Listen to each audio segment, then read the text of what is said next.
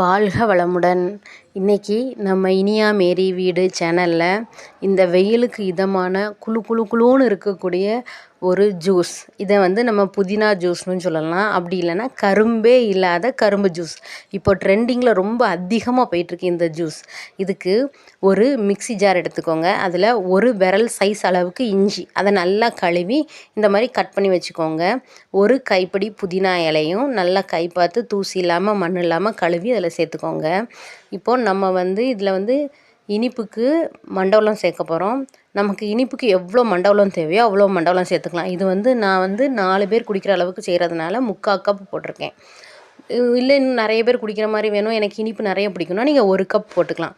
இதில் ஒரு அரை எலுமிச்சம்பழத்தை புழிஞ்சு விட்டுக்கோங்க. புழிஞ்சு விட்டு இதை மிக்சியில் அரைச்சி எடுத்துக்கோங்க.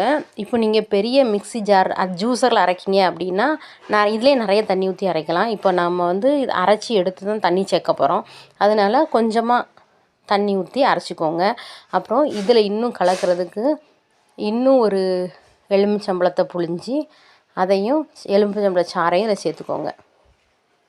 அரை எலுமிச்சம்பழ சாறு ஊற்றிருக்கோமா, அப்புறம் அதில் இன்னொரு பாதி இருக்குல்ல, அந்த எலுமிச்சம்பழத்தையும் போட்டு அந்த எலுமிச்சம்பழ சாறையும் ஊற்றிக்கோங்க. சாறையும் ஊற்றி இதையும் நல்லா மிக்சியில் அடிச்சுக்கோங்க. இந்த மண்டபலம் கரையிற அளவுக்கு நம்ம மிக்சியில் அரைக்கணும்.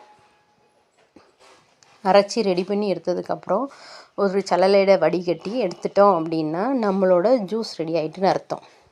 இந்த வடிகட்டி இதில் நிறைய தண்ணி சேர்த்துக்கோங்க. அப்படியே குடிக்கலாம், ஆனால் ரொம்ப திக்காக இருக்கும். அதனால் நம்ம ஒரு 2 லிட்டர் தண்ணி ஃப்ரிட்ஜில் ரெடி பண்ணி வச்சுக்கோங்க. அந்த 1 லிட்டர் தண்ணியை ஊற்றி குடிங்க. இன்னும் 1 லிட்டர் தண்ணியை ஊற்றி நம்ம ஃப்ரிட்ஜில் வச்சுட்டு அடுத்து தேவைப்படும் போது குடிச்சிக்கிடலாம்.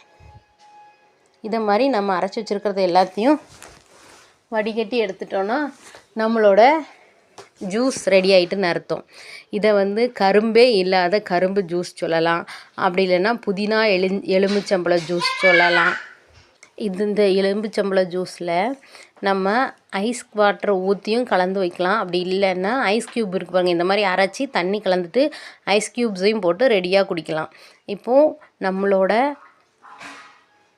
கரும்பே இல்லாத கரும்பு ஜூஸ் அல்லனா மின்ட் ஜூஸ் ரெடி ஆகிட்டுன்னு அர்த்தம். இதை அப்படியே நம்ம ரெடி பண்ணி ஃப்ரிட்ஜில் எடுத்து வச்சு சில்லுன்னு குடித்தா ரொம்ப டேஸ்ட்டாக இருக்கும், உடம்புக்கு நல்லது தான். இதில் நம்ம வேறு எதுவுமே சேர்க்கலை.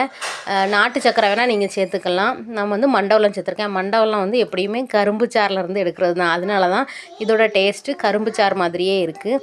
இந்த கரும்பே இல்லாத கரும்பு ஜூஸ் உங்களுக்கு பிடிச்சிருந்துச்சுன்னா இனியா மேரி வீடு சேனலை சப்ஸ்கிரைப் பண்ணுங்கள். யாருக்கு அதிகமாக தேவைப்படும்னு நினைக்கிங்களோ அவங்களுக்கு ஷேர் பண்ணுங்கள். வேறு எந்த மாதிரி வீடியோ வேணும்னு எனக்கு கமெண்ட் பண்ணுங்கள்.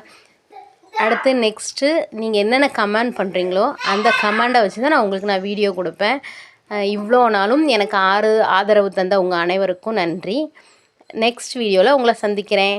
பாய்.